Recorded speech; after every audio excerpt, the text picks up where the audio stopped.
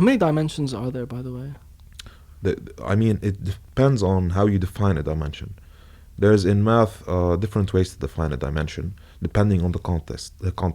For example, there's the linear algebra approach, where you define a dimension to be the number of vectors needed to span the space. Span means Cover the space. So, for example, in one dimension, which is just a line, only one vector is needed, because if you want to get any other vector, you could just rescale the vector that you have.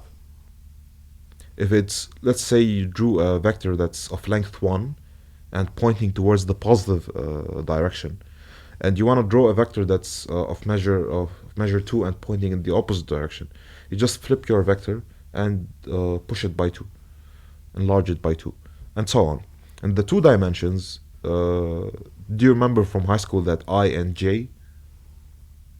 I wasn't very good at math in high school. So there's this I that appears on the... So you do remember the x-axis and the y-axis? Something, yeah. I remember the tables and the graphs and shit. Yeah, you have the y-axis and the x-axis. Okay.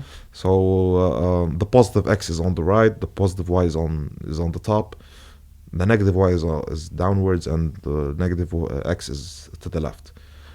2 vectors are needed to span the entire space, because if you want any random vector, you can just compose it by the horizontal and the vertical components. So let's say this is my plane, this is my vector.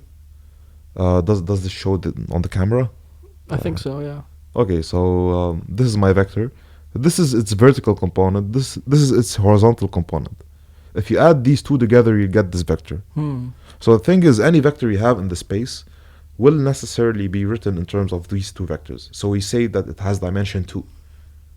In the 3-dimensional space, you can imagine the example of a corner of a room. The way it looks something like this.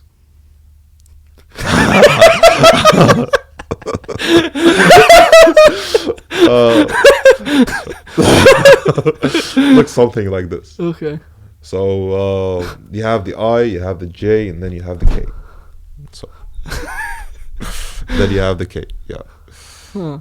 So how many dimensions are there, bro?